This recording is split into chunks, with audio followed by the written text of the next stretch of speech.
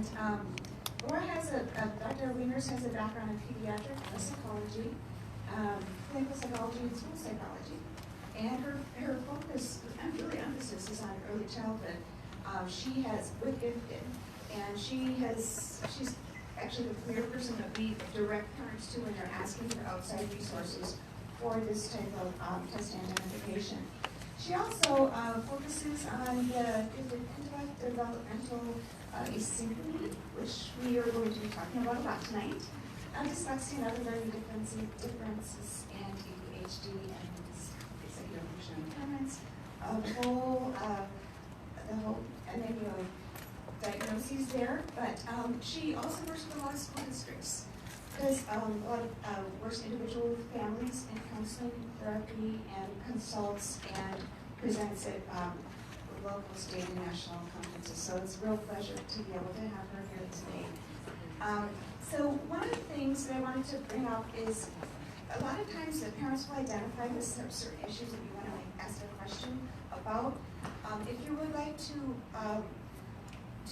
ask more of a personal question, kind of wait or contact her directly, because we don't want to put individual kids too much in front of a group setting, but we do want to hear from you, especially if you've got questions. So if their questions can be kind of framed in a general framework, that would be helpful, so that we could be able to answer some of those. And before we get started, real briefly, I want to introduce to you Melissa Schwartz. So these parent nights, this is our third in the series for this year. The first two are actually live recorded and uploaded to our websites and the UPC website, which Melissa will direct you toward. One was with her Cornish, Dr. Belgian, and the other one was with our very own Karen Brown, focusing on social emotional. So those are available for you, as well as the ones from last year, and we have a number of them from last year. In the spring, we're going to have one on after kids get identified, what are your PD programming, and I'm going to lead that one and just describe some of the continuum of services that we can provide for you, and the supports, resources, and staffing, and all of that. And we're also going to have one focusing on middle school, and that'll be very entertaining. A lot of you are elementary parents that are heading in that direction, and a lot of times our emphasis is always on elementary and what happens next. So that's one that you might want to look forward to. So here's Melissa to tell you our collaboration efforts. Thank you very much. I'm Melissa Schwartz. I'm the president of the United Parent Council. How many of you even knew there was such a thing as the United Parent Council for PD schools? Oh, that's good. Quite a few hands. So we present many different programs, including these with our gifted coordinator and with Dina to make sure we have evening programs available for you. As Dina mentioned, they are available from our Facebook Live. If you go to Facebook, you can find us at UPC PVUSD. And all these programs are available there. We've been doing this for over a year. So please enjoy some of those past programs. It's not always possible to get out here in the evening, and we understand that from parents of small children especially. We do have a program set up for January that some of you might be interested in. Similar to Dr. Winger, we've got Dr. Allison Reuter, who I believe you worked together for several years, and she'll be talking about some of those additional issues with ADHD and executive function. So she'll be talking a little more in depth on that, and maybe dyslexia and dysgraphia and anxiety. So that might be of interest to some of you, and we welcome you here again on January 23rd. We do have our UPC meetings. They are usually the second Wednesday of the month. They are at 9 a.m., but we have an educational program component that usually begins at 10:15. You are welcome to join us for all of those. They're typically in this room or in our DAC East-West. So thank you for joining us for tonight. And just to follow up on what Liz was saying about this January 21st session, it is through collaboration with UPC and Special Ed. So if you have other friends and colleagues that have some concerns with those issues who students are in those services, please share that with them. We would love to have them with us. Well, hello everyone. I'm so glad you're all here tonight. Raise your hand if you were badgered into coming here by one of your children. No? You do? Oh, absolutely, right? For those of you who don't know, I was speaking to the kids in the self-contained gifted programs, and these last few days, as she mentioned in this collaboration, doing some training about what we'll be talking about tonight: mindful practices, growth mindset, emotional skill building. And out of the hour that I spend in each class, I spent maybe 15 seconds saying, oh, and by the way, if your mom or dad can come to this parent night, it'll be a little surprise for them, to take home to you. Apparently that was a powerful motivator. Powerful motivator. Well, anyway, I'm very glad to be here with you this evening and to be talking about emotional skill building with gifted kids. And I hope that if nothing else, you'll take away this mantra, which I love. What you practice grows stronger, right? What you practice grows stronger, whether that's for good or ill, right? For sure. So let me tell you a little bit about what I'm hoping you'll take away from this evening. Key, first of all, is really what is mindfulness, for those of you who are unfamiliar with that concept and that practice. Might this be right for you in some way in your own life or for your kids? Some perhaps new strategies and supports for some of the kids and some of the challenges that you might be facing. And really a chance to reflect for yourself, what do you need for your family? What do you need for your family? And that has a question with many answers. I got passionate about this because as I transitioned from my 10 wonderful years at Belgian Psychological Services, where I worked with Dr. Paul Belgian, who's been a mentor and a friend to me for a long time. Highly recommend him and his practice. He's an amazing diagnostician. But as I transitioned a few months ago into my own practice at Center Psychology and Consulting, I really thought about what keeps me passionate about what I do. And really, these are kind of the key areas of the work that I do. I provide diagnostic services. I do that gifted testing. I do psychoeducational evaluations and neuropsych assessments. And I do treatment. I work with parents in coaching. I provide psychotherapy. But I got really passionate about mindfulness training and really about this area, this idea of preventative care. What can we do before we get to crisis moment? What do we do before we're really, really struggling? And that's become my passion. And in my website, I talk about the reason I named my practice center, which is really the idea that, what is the core? What is the essence? What is essential? And my little logo was designed by my own 2 children, and as you can see, it is perfectly imperfect. Isn't that really cool? It makes me happy. So let's begin by talking a little bit about these young gifted kids. I imagine for those of you who are traveling this road, you recognize that young gifted kids can be wonderfully intense, but perhaps also awfully intense at times, right? And I believe that's wonderful. I love working with gifted kids for that very reason. I love their passion, I love their enthusiasm, I love their energy, their curiosity, their determination. They keep me on my toes, and I'm sure they keep you on your toes as well.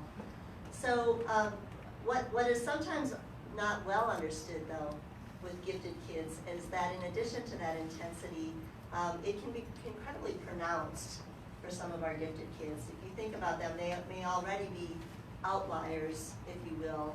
If you're looking at that bell curve, if you're looking at where they perform intellectually, they may well be outliers with their academic capacity. But very often, especially with our young gifted kids, we know that they're just very typically developing emotionally, right? Chronologically. So we know that uneven development is very normal for any gifted kid, or any child in general. But we also know that, wow, there can be some other factors here that impact their functioning. And so I thought was really helpful because we think about not just this typical uneven development, but what other things are we balancing? What other things are we dealing with, right? We've got that gifted identification, but maybe there is some ADHD going on, or maybe there's a learning difference, Maybe our child is on the autism spectrum. Maybe we're just struggling with some things that are happening at home, or there's some history of trauma. And I think the big thing that I'm seeing more and more, and I know you're hearing about it more and more, is anxiety. Anxiety. And I hesitate to even quote the statistics for you right now because they're changing. You know, every new study I see, the Mental Health in America studies that come out from various organizations. What I will tell you though is that it's rising, right? Kids who self-report, or parents who report that they're seeing anxiety in their kids, it's definitely seems to be more of an issue. And whether that's earlier identification, better identification, whether that's the culture we live in and some of the challenges that kids are up against, you know, there's probably a lot of different reasons that we can point to. Bottom line is, every one of us will deal with anxiety at some point in our lives, to one degree or another, right? Everybody has stress or worries or concerns. Everybody has difficult moments. And so I feel like it's our job as parents, as professionals, to help these kids develop resilience, develop the coping skills, the mechanisms that'll help them in those hard times, right? So I think it's really important that we be purposeful in building skills like attention and awareness, focus and self-control, empathy, perspective taking, right? These are life skills, and if you just take a second, think about your own child, think about yourself. Where might we be able to improve a little bit with one of these areas? And every one of us is working on this, trust me. Those of you who are in the audience who are kids know that moms and dads are also always working on these skills. There's always more we can do to get better with managing our attention and awareness, with handling our focus, our self-control, with being empathetic, or developing the ability to take another person's perspective, to put ourselves in somebody else's shoes, right? And so one of the ways that I believe is really important to help develop these skills is the use of mindfulness. And how many of you are familiar with that term, mindfulness, first of all? Yeah. The majority of the audience is raising their hands, and I think that's fantastic. I'll tell you though, after a career of close to 20 years now, if I'd asked you that question 5 years ago even, there'd be very few of you who are aware of that, right? It's really become part of our public consciousness, hearing it a lot more, and there's reasons for that, which I have not enough time to get into this evening. But what we're understanding is that it works. It makes sense. It's appropriate for any age. It's never too late to start. And whatever you come to this with, generally people find the benefit. And that isn't to say that mindfulness is a fix-all, a cure-all for whatever ails you. But boy, it can be really powerful if you can drop these moments into your day. When parents come to me and they're struggling with something that's going on with their child, often I get asked, what should I do, right? What should I say? What's the exact right thing to say or do? And it's a mind shift to talk about this. How often do we say, don't just stand there, do something? What I'm suggesting instead is sometimes it's not do something, it's how do we be? How do we be in a relationship with our kids? How do we co-regulate with our kids? Right? We expect kids to develop these self-regulation skills. We expect the tantrum from 2-year-old, right? Because that's developmentally appropriate. We hope that by, 7 or 8, those are easy, right? How does that develop? How does that improve? Well, there's a whole bunch of mechanisms going on in the brain that are contributing to that. But a whole bunch of it, folks, is because of what you guys are doing. What you as parents are doing to help your child regulate, to help them problem solve, to help them calm themselves, to help them put things in perspective. So I hope that you'll experiment with mindful practices for yourselves and for your kids. See what happens. So I always feel a little silly talking about mindfulness without actually doing something, right? So are you game to try something new? Yeah. All right, love it. Your kids were, I gotta tell you, I go into those classrooms, you guys gonna try something new? Yeah! Love it, love it. And so let's just start by trying a couple experiential exercises if we can.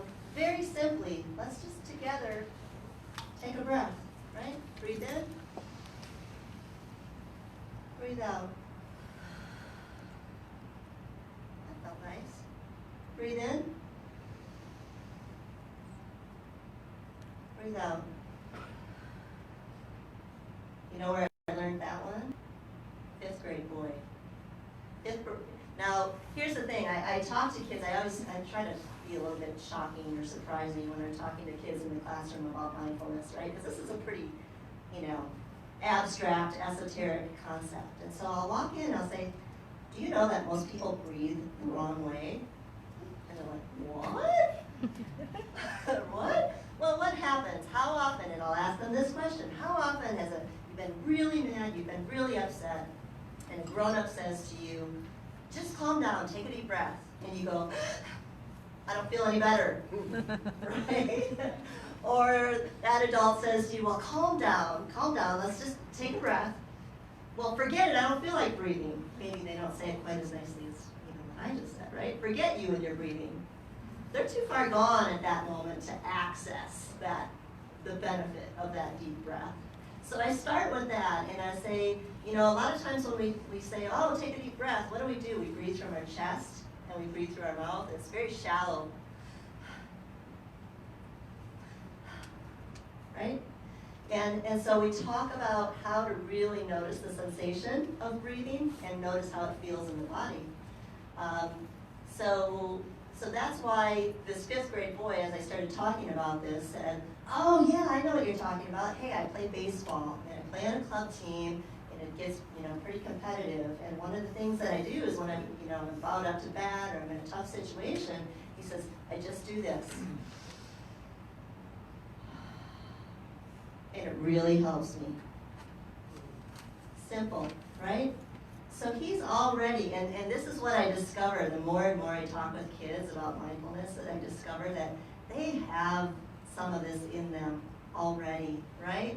Or oh, my mom taught me this thing, or me and my dad do this thing together.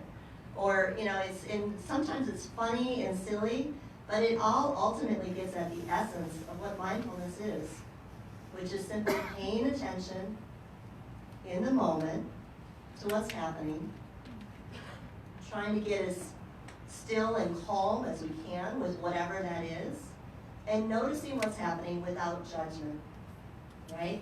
Just being open and accepting to what's going on. And so kids are often our biggest teachers for those skills, I believe, but I think we can co-regulate with them. So, you willing to try another exercise? All right, let's do it. All right, this one's going to take just a little bit longer, and I hope that you'll get comfortable. And for those of you that are joining us remotely, I hope that you'll play along and not just stare at the screen or look at something else while we're doing this. Here's what I'd like you to do. Get comfortable in your chair. If you can, just put both feet on the floor. And hands in your lap, or however they might be comfortably resting for you. I would suggest that you begin by closing your eyes. For those of you who feel maybe uncomfortable closing your eyes, you can simply gaze at your lap.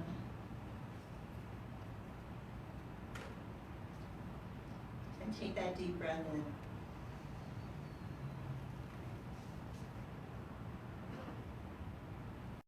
Try to just get settled in your body. Notice how the muscles in your face are feeling. Perhaps you need to relax the muscles of your face. Soften your eyes. Relax your jaw.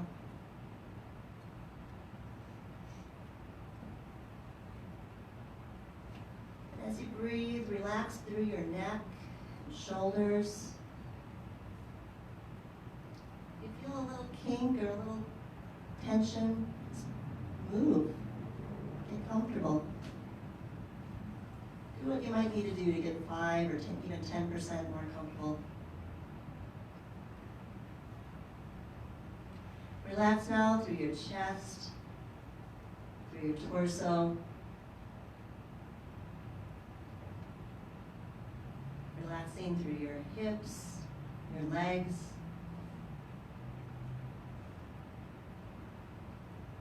Visualize breathing down through your legs, down to your feet. Feel your feet on your shoes on the ground.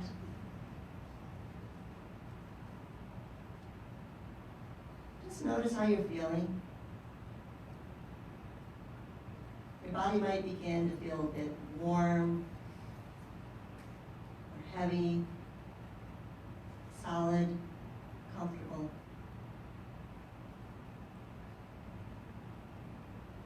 Notice if your breathing has begun to slow.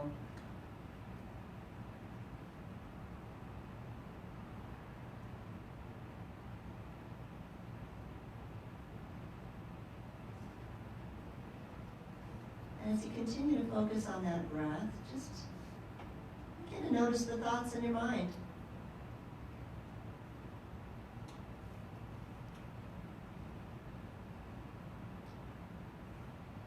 Try to observe those thoughts as they come and go.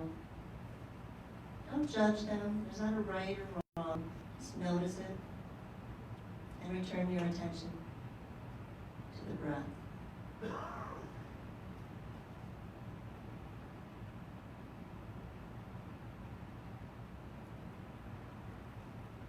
And one more deep inhale.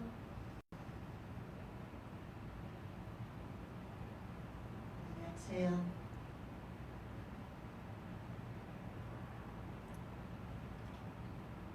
And when you're ready, you can open your eyes.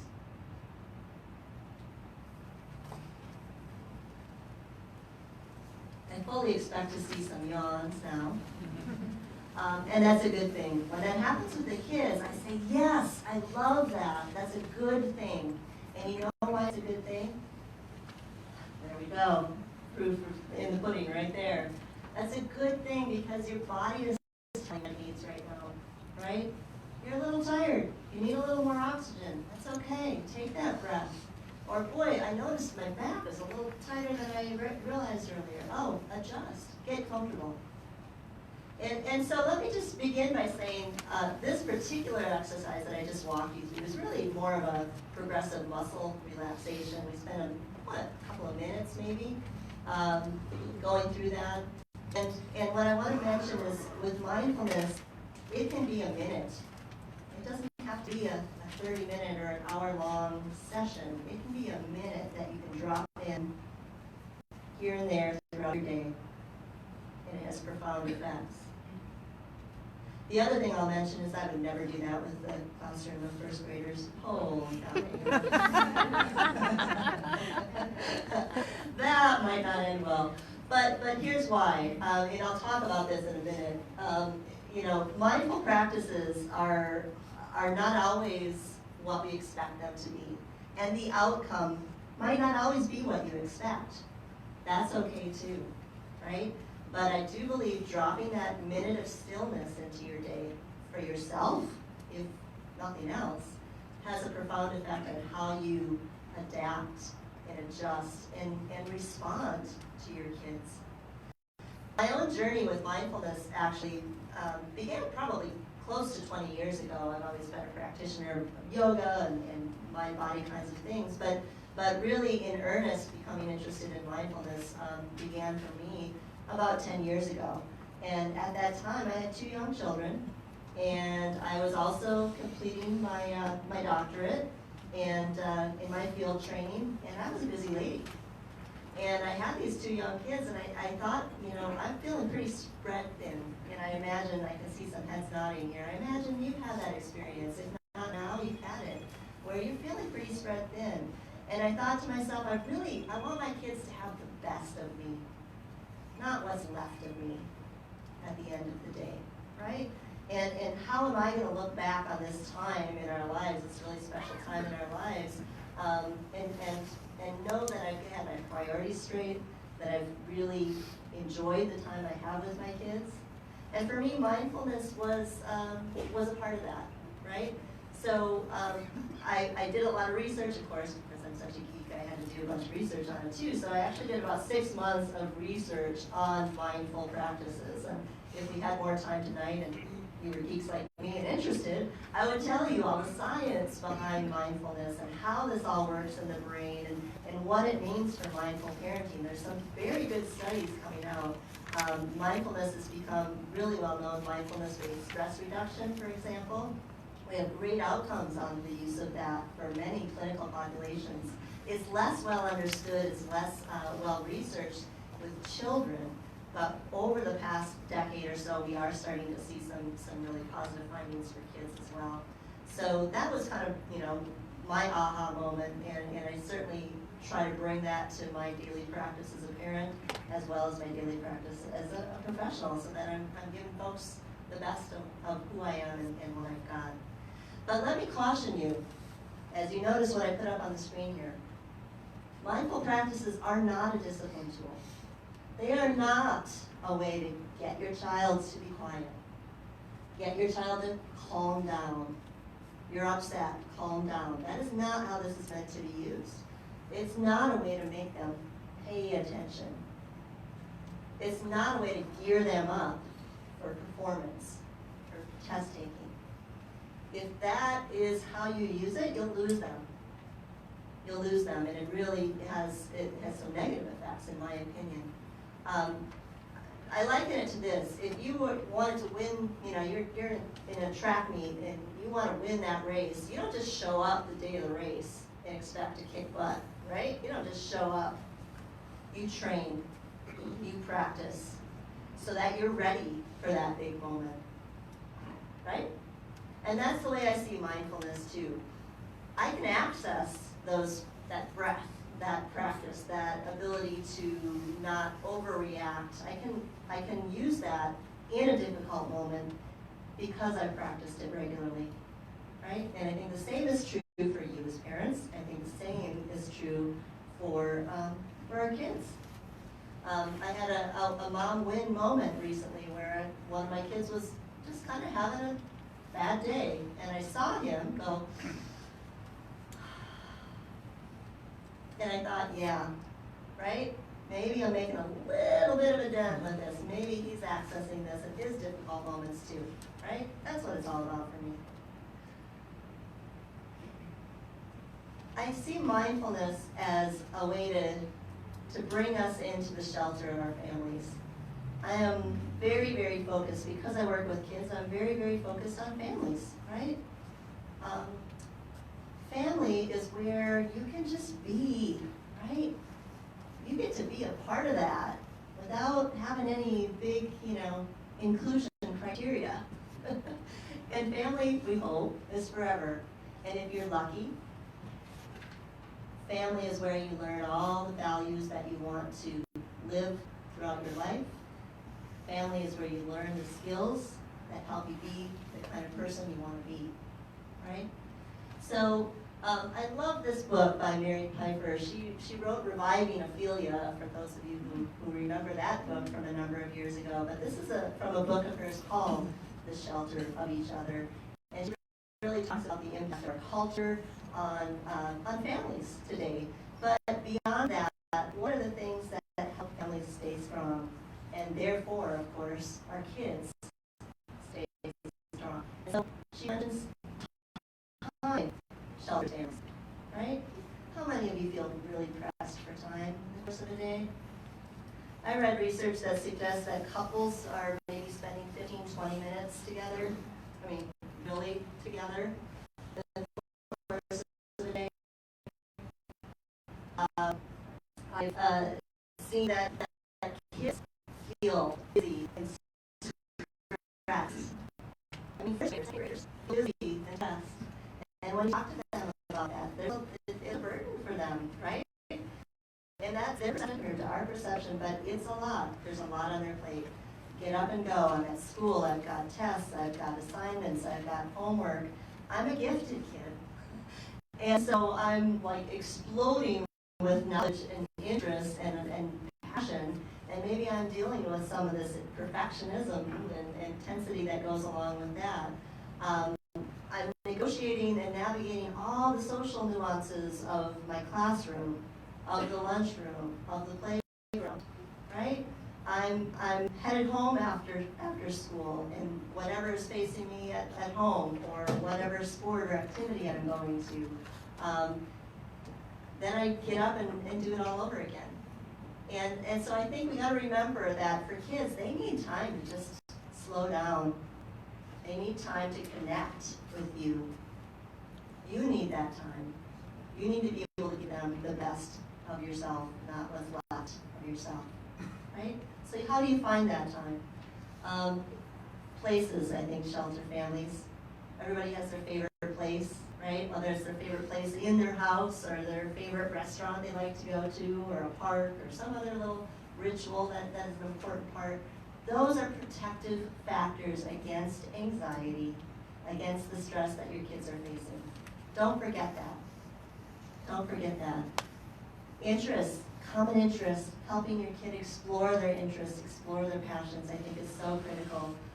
Gifted kids in particular, I feel like, I've heard it said, it's like drinking from a fire hose, right?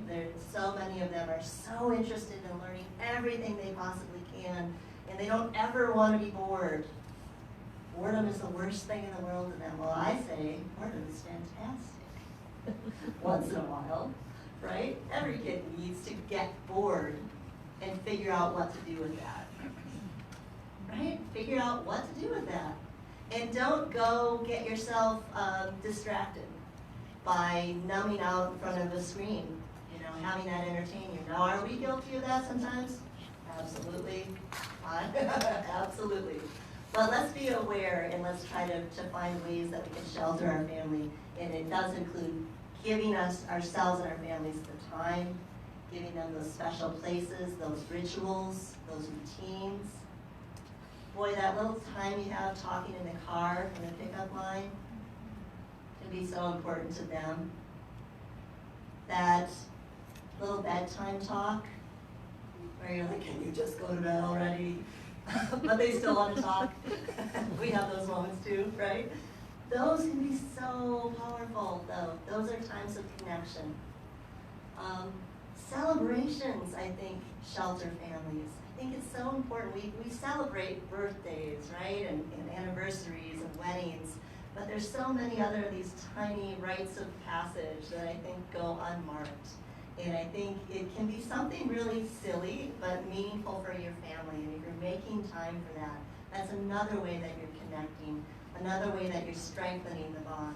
As I said, when I'm in front of a child or a family who's struggling, whatever that might be, whatever they're struggling with, I really look at what are the risk factors facing this child or facing this family, right? Do we have those clinical diagnoses that we mentioned?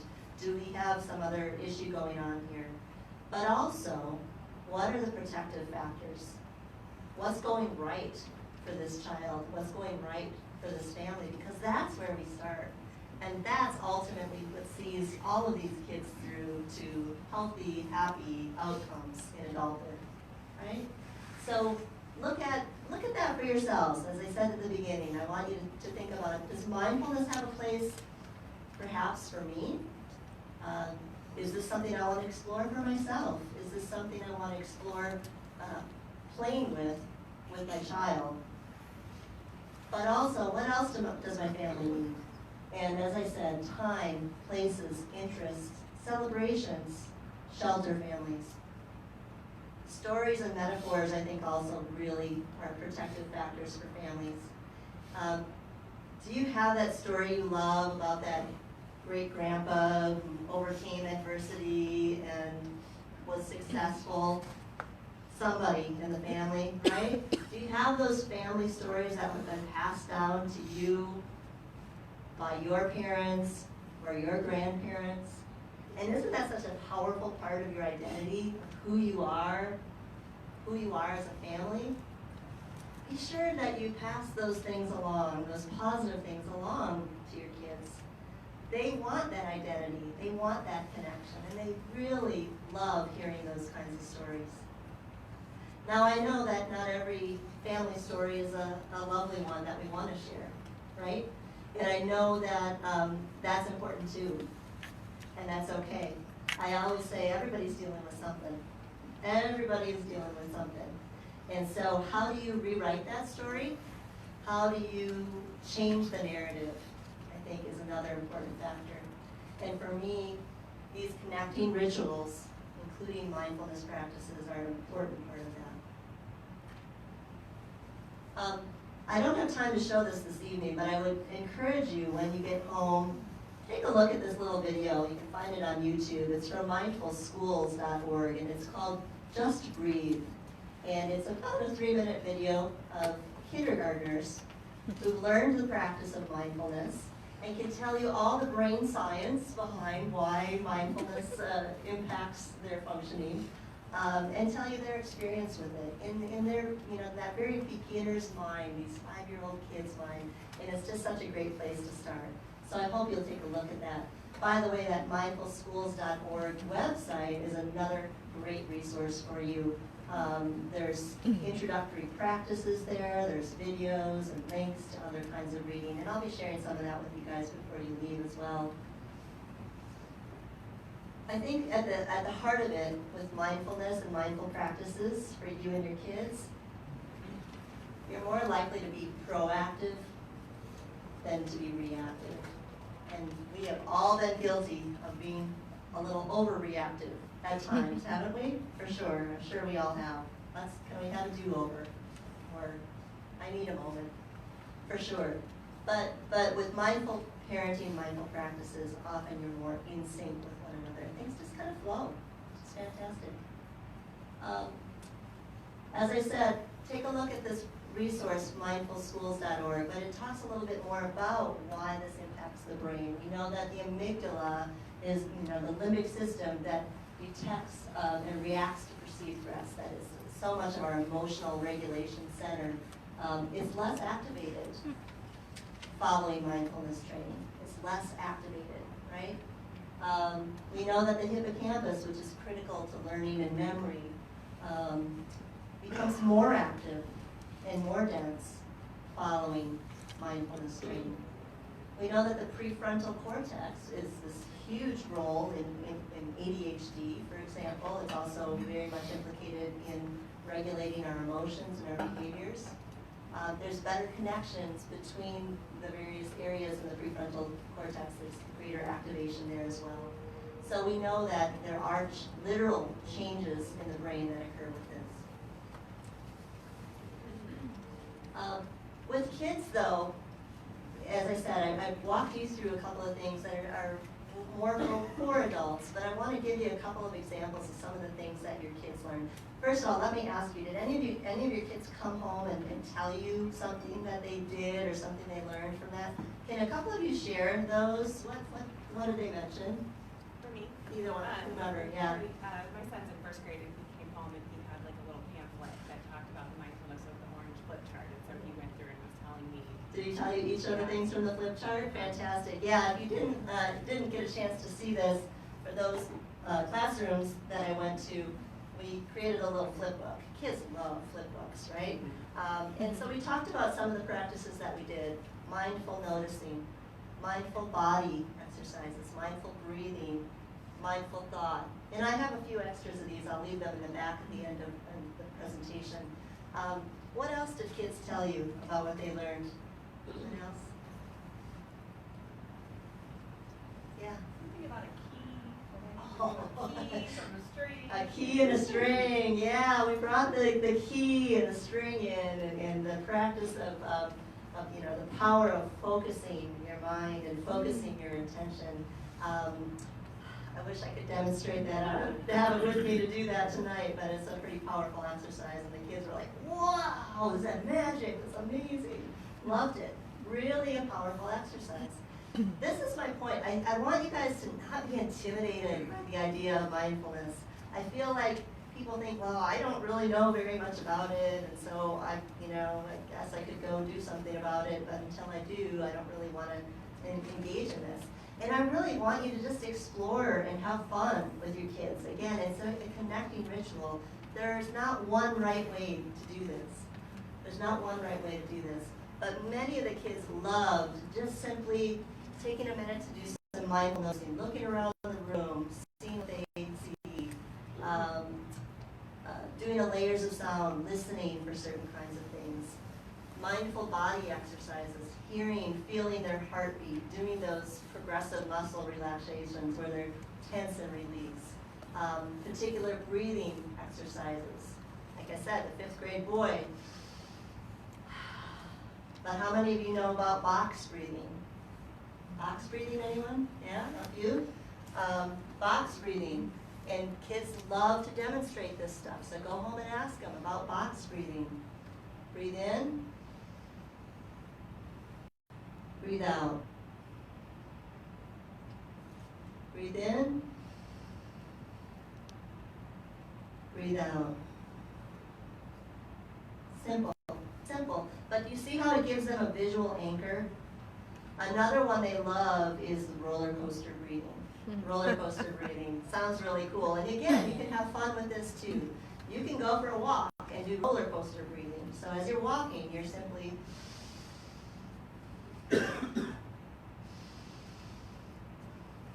right? You're simply breathing in a regulated way, paying attention to your breath. Or you're using your hand and you're tracing the outline of your hand, right? Breathe in as you go up. Breathe out as you go down. Breathe in. Breathe out. Breathe in. Breathe out. Through each of your fingers. And number one, it feels good. There's a sensory component to it. I find a lot of gifted kids, have some sensory needs, right? So they need to move, or they need to wiggle, they need to touch something. They need to have that visual. And so there are ways to make mindfulness more active. I've had kids or parents say to me, oh, there's no way my kid is going to do mindfulness because they don't sit still for a second. Totally get it. That's okay. I don't necessarily love to sit still for very long either. So there are ways that you can have fun with this and be active and move. One of the activities we did in the classroom, we had the kids stand in place and then jump up and down as hard as they could for 30 seconds, right? Jump, jump, jump. And they're laughing and smiling and giggling and having a great time. They're also getting their heart rate up. They're also releasing some tension and some stress. And then they'd sit down, put your hand on your heart, close your eyes. What do you feel? What do you notice? Just listen.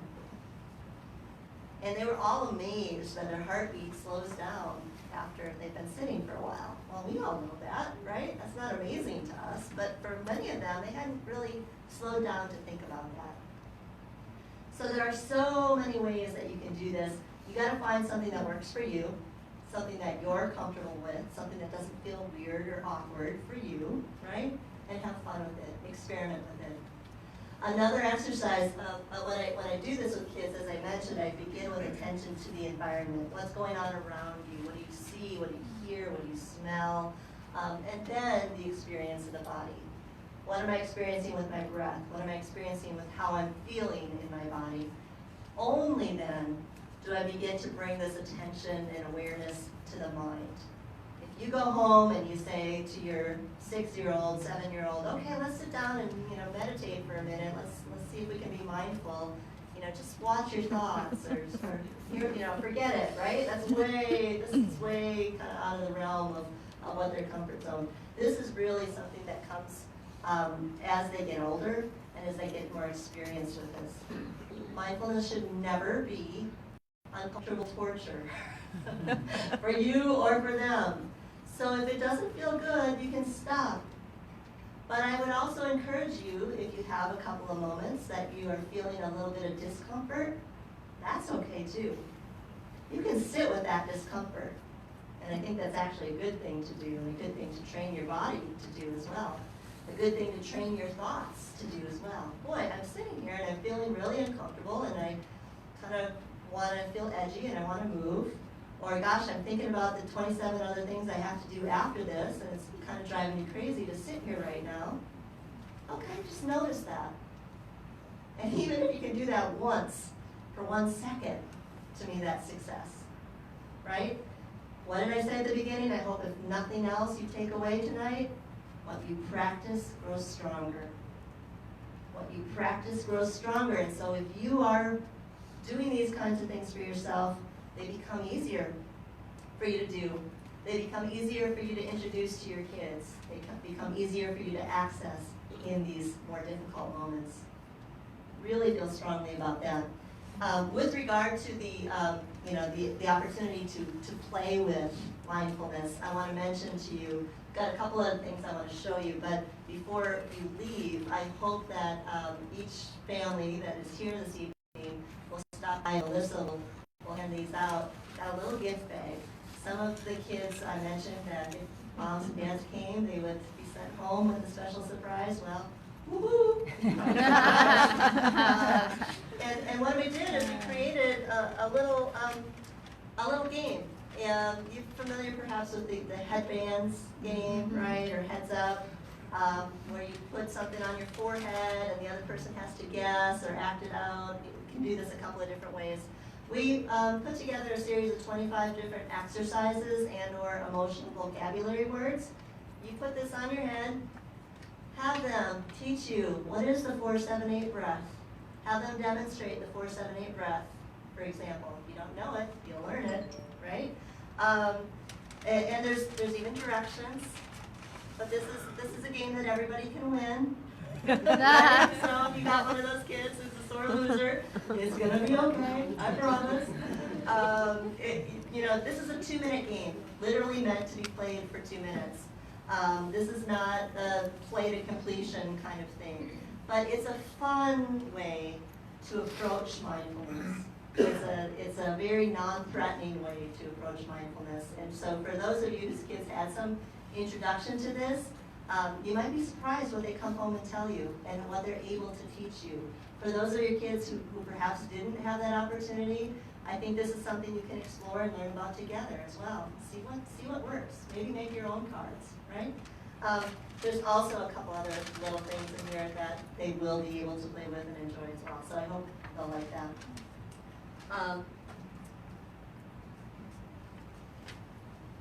Remember, with mindfulness, you got to create the right environment for it. Practice every day. Have your own practice. Remember what the purpose is. Remember that this is not about discipline. This is not about calm yourself down because you're upset right now. Please don't use it that way. Please find times in your day, if you're going to explore this, that are just regular times.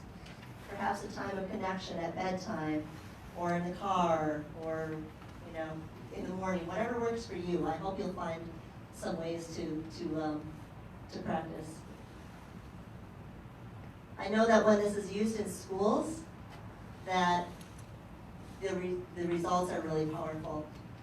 Some of the classrooms that I went to in the Paradise Valley schools, they are already using mindfulness practices to one degree or another. I'm very impressed. I have to say, I do consulting and training with districts around the valley and even outside of the valley, and you're very fortunate to be in a district where I feel like gifted education is well understood, where teachers are passionate about what they do, they have fantastic training, they get the social and emotional needs of these kids as well as the academic and intellectual needs. And I know you have a really strong, supportive parent community as well, so count yourself lucky if you're in the Paradise Valley Gifted program. Schools are changing. Staff morale improves. Response to difficult behaviors improves. We see reductions in detention rates and referrals, behavioral referrals, for schools and classrooms that are using this on a regular basis. So it's about your own self-care as well as what it can do for kids. I hope that you can drop in a minute here and there, and perhaps over time you move to a daily dozen, right? We know the research is strongest for those who are practicing 10 minutes or more a day.